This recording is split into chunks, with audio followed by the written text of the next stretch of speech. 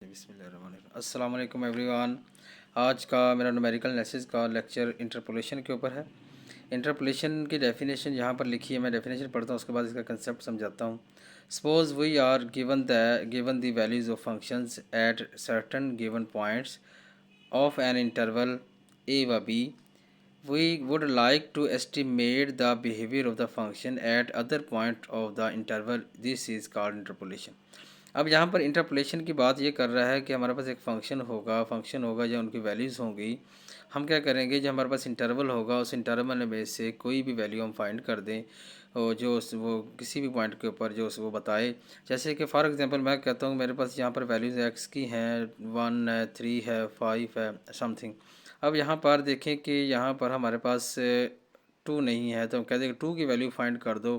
तो हम क्या करेंगे, 2 की वैल्यू फाइंड करेंगे तो वो क्या कहलाएगा, हमारा इंटरपोलेशन कहलाएगा। समझ आई बात।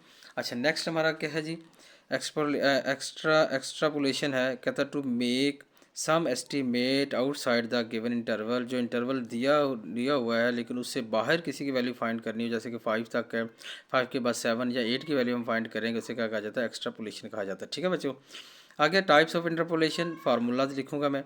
टाइप्स हैं कितने तरीके हैं इसके, 2 तरीके हैं, फॉर इक्वल इंटरवल के लिए और दूसरा क्या है, फॉर अनइक्वल इंटरवल के लिए। अब इक्वल इंटरवल के लिए कौन से फार्मूले यूज़ होते हैं, कौन से फार्मूले यूज़ होंगे, गाज forward and backward formula. Gauss को इसको न्यूटन फॉरवर्ड और न्यूटन बैकवर्ड भी कहा जाता है। गाज और न्यूटन फॉरवर्ड और Newton backward formula, Stirling formula, Bessel formula, Everett formula.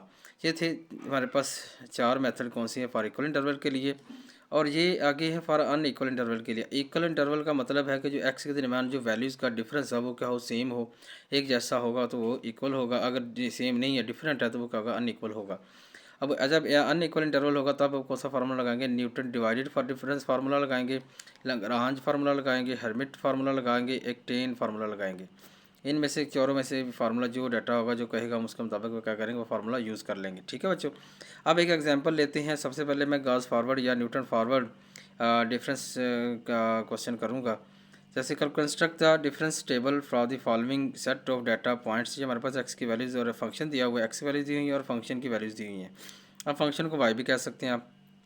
अब हमने हमें क्या कहा कि इसका डिफरेंस टेबल बनाना हमने।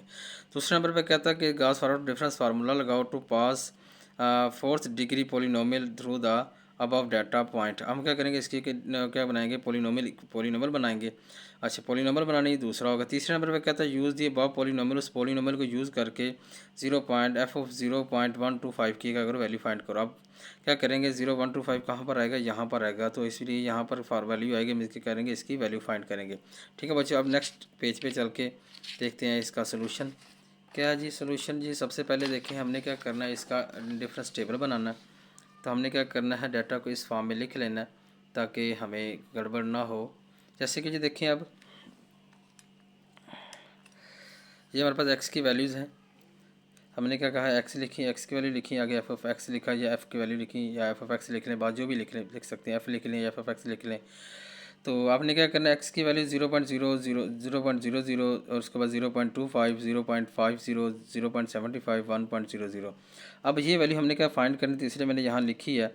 0 के बाद क्या आ रहा है, 0.25, 0.25 के बाद क्या आ रहा है, 0.5, 0.5 के बाद क्या आ रहा है, 0.75, 0.75 के बाद क्या आ रहा है, 1 आ रहा है।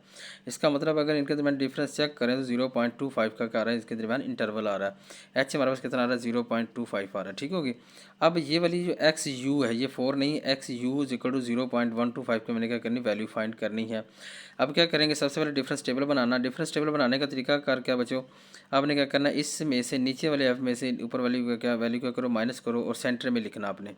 सेंटर में लिखेंगे जी, हमारे पास इसका डिफरेंस क्या आएगा, 0.2763 आएगा। जब इसमें से इसको माइनस करेंगे तो हमारे पास आंसर क्या आएगा, 0.2442 आएगा। इसमें से इसको माइनस करेंगे तो आपके पास क्या आएगा, 0.1907 आएगा। इसमें से इसको माइनस करेंगे तो आपके पास क्या आएगा, 0.1315 आएगा। अब ये मैं चेक भी करवा देता हूँ आपको, जब हमारे पास ये वैल्यूज़ आती हैं कैसे हैं जी, देख लें। तो सबसे पहले हमारे पास क्या, इसमें से ऊपर 0.2763 माइनस 0.00 करेंगे तो क्या आएगा, वही वैल्यू आएगी। अब हमने क्या करना, आगे वाली 0.5205 में से माइनस कर दे, ये वाला वही वैल्यू है, माइनस करें कितना आएगा, 0.2442 आ गया। ठीक है जी। अब नेक्स्ट नीचे वाली वैल्यू 0.7112 2 में से माइनस क्या करना हमने 0.5205 करना है जी। कितना आ रहा है 0.1907 आ रहा है जी। उसके बाद अब इसमें से उसको माइनस करो तो क्या आएगा 0.8427 माइनस 0.7112 करो तो कितना आंसर आ रहा है जी हमारे पास 0.1315 आ रहा है जी। देख लो तो ओके हो गया। अब नेक्स्ट हमने क्या करना है इसमें से इसको माइनस करो क्या जी। चलिए इसमें से ऊपर नीचे शुरू कर रहा था। इसमें से क्या करना इसको माइनस करना माइनस 0.1315 तो कितना आ रहा है ये हमारे पास, एक मिनट। अब ये इसमें से उसको माइनस करना हमने 0.2442 माइनस 0.2763 किया तो हमारे पास कितना आ रहा है -0.0321। ये देख लो। अब इसमें से इसको माइनस करेंगे तो 0.1907 माइनस 0.2442 करेंगे तो कितना आएगा -0.0535। ठीक हो गया। अब इसमें से माइनस 0.1315 माइनस 0.1907 किया तो क्या आएगा -0.92 या 93 बात एक ही है जी। ठीक हो गया। अब हम क्या करेंगे नेक्स्ट इसमें से इसको माइनस करेंगे तो वो सेंटर में लिखेंगे तो क्या आएगा माइनस 0.0535 माइनस ब्रैकेट ये ऊपर वाली लिखा माइनस इसलिए ब्रैकेट लगाई माइनस 0.0321 ब्रैकेट बंद इक्वल करेंगे तो कितना आएगा -0.0214। देख लो जी। ठीक है 0.0214 आ गया। अब इसमें से इसको माइनस करो जी। क्या है जी -0.0593 माइनस ब्रैकेट माइनस 0.0535 करेंगे ब्रैकेट बंद करेंगे इक्वल कर देंगे कितना आएगा -0.058 आ गया। ठीक है। अब इसमें से इसको माइनस करेंगे तो क्या आएगा माइनस ब्रैकेट माइनस 0.0214 ब्रैकेट बंद तो कितना आ रहा है 0.0156 या 157। बात एक ही है, ये फ़र्क होगा थोड़ा सा फिक्स करने बस यही आंसर। ठीक है जी। अब देखिए डिफरेंस टेबल बनाने का तरीका अगर आप समझ आ गया जी। ये था डिफरेंस टेबल हमने बनाया। अब नेक्स्ट हमने क्या करना है कि हमने डाटा के अंदर देखा एच, हमने देखा एच लिख लिया। एच कैसे आता है नीचे x1 ये हमारे पास क्या x0 होगा, फिर x1 x2 x3 x4 होगा। अब x1 में से x0 माइनस कर दो, या x4 में से x3 माइनस कर दो, क्या होगा एक जैसा इंटरवल होगा जी। h हमारे पास x1 माइनस x0, x1 हमारे पास 0.25 है और x0 हमारे पास 0.00 है तो h हमारे पास 0.25 आ गया। अब एक्स यू है जी। X u is equal to x0 plus h u या यू एच बराबर है। अब देखो 0.2 यानी कि एक्स यू हमारे पास ये कैसा 0.0125 है जो गिवन है। अब हमने क्या करना है यहाँ पर x0 यू की वैल्यू निकालने के लिए क्या करना पड़ेगा, ये अब इन चेंज करने सिर्फ यू रख रहे हैं, x0 0 हो जाएगा, एच इधर क्या हो जाएगा डिवाइड हो जाएगा जी, वही हमारा फार्मूला बन जाएगा। देखो x you minus x0 over H है तो एक्स यू हमारे पास 0.1215 है और x0 हमारे पास 0 है और एच हमारे पास 0.25 है। जब इसको डिवाइड करेंगे तो हमारे पास यू की वैल्यू क्या आएगी 0.5 आएगी जो बिलोंग करता है 0.01 इंटरवल, यानी कि मेरे पास x0 और ये 4 तक है, इनके दरमियान में सिलाई कर रहा है ना 0.5, इसलिए क्या करेगा हम इसकी वैल्यू फाइंड करेंगे यू पे। अब क्या करेंगे हम वही use the formula of Gauss forward difference formula या न्यूटन फॉरवर्ड डिफरेंस फार्मूला भी कह सकते हैं। क्या जी f u is equal to f not plus u del, इसे डेल बोलते हैं पैसे मैंने लेक्चर में बताया वो del f not plus u into u minus 1/2 factorial del square f not plus u into u minus 1 u minus 2/3 factorial del cube F not you into u minus 1 u minus 2 you minus 3/4 factorial you की del की power 4 F not. अब ये मैंने 4 तक लिखा क्योंकि हमारे पास देखो डेल 4 तक, तो मैंने 4 तक ही लिख लिया, 5 तक भी लिख सकते हैं जहाँ पर आगे बढ़ जाएगी वैल्यू यू से यू माइनस 3 तक यू माइनस 4/5 फैक्टोरियल हो जाएगा, लेकिन मैक्सिमम 4 तक किया था, अब ये लगा सकते हैं। ठीक है जी। अच्छा अब हम क्या करेंगे इससे इन डाटा के अंदर हम क्या करेंगे वैल्यूज पुट करेंगे। कौन सी वैल्यू जी हमारे पास f not del f not इनकी वैल्यू जो है वो हम पुट करते जाएंगे। अब एफ नॉट की वैल्यू हमारे पास क्या 0 है, डेल एफ नॉट की वैल्यू ये है, उसके बाद ये है, उसके बाद ये, इसके बाद यानी कि ये फॉरवर्ड है, ऐसे ऐसे चलना आपने इस तरह फॉरवर्ड है तो नीचे शुरू में है ना वैल्यू, क्योंकि एक्स की वैल्यू में कहाँ से फाइंड करनी 0 शुरू में आ रही है, इसलिए हम क्या करेंगे फॉरवर्ड लगाएंगे आगे की तरफ जाएंगे, यानी कि ये ऊपर वाली वैल्यू सारी ये ऐसे सारी वैल्यूज बनेंगी इस तरह।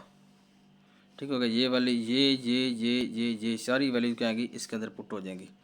यू की वैल्यू बाद में पुट करेंगे। जब पुट करने के बाद हम क्या हल किया इसको सिंप्लीफाई करें, यहाँ पर देखो एफ़ नॉट की वैल्यू पुट की वो 0 थी और जब डेल एफ़ नॉट की वैल्यू हमारे पास क्या आती है, डेल एफ़ नॉट की वैल्यू 0.2763 थी और उसके बाद क्या हमारे पास डेल स्क्वायर एफ नॉट की वैल्यू -0.321 है, -0.321 है।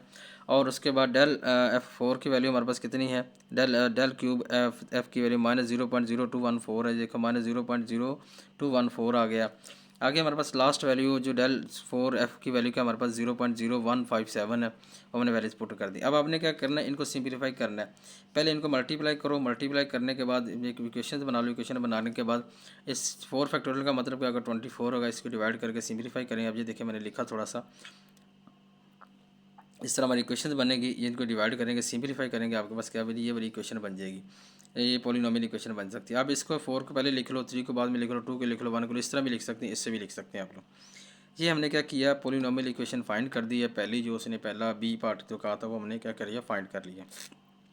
नेक्स्ट हमारा स्टेप क्वेश्चन हमारा नहीं सी पार्ट भी है कि u की वैल्यू किस पे, u की वैल्यू हमने निकाली ये वाली 0.5। अब यहाँ पर जहाँ जहाँ u है वहाँ हम क्या करेंगे, क्या पुट करेंगे, u की जगह 0.5 पुट करेंगे। तो हम क्या करेंगे, इसकी वैल्यू निकाल लेंगे, देखते हैं जी क्या वैल्यू आती है। नेक्स्ट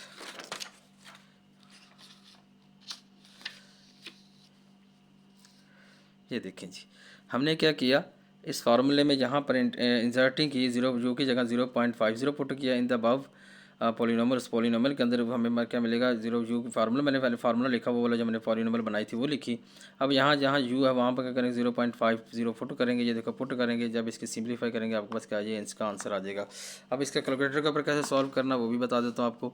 तो कैसे होगा जी, पहले ये लिखें आप 0.2810 ब्रैकेट लगाएं, 0.50 ब्रैकेट बंद, माइनस 0.0021 ब्रैकेट 0.50 ब्रैकेट पावर 2, फिर आगे अगर माइनस 0.0036 ब्रैकेट 0.50 की पावर क्या लेनी, 3 लेनी है।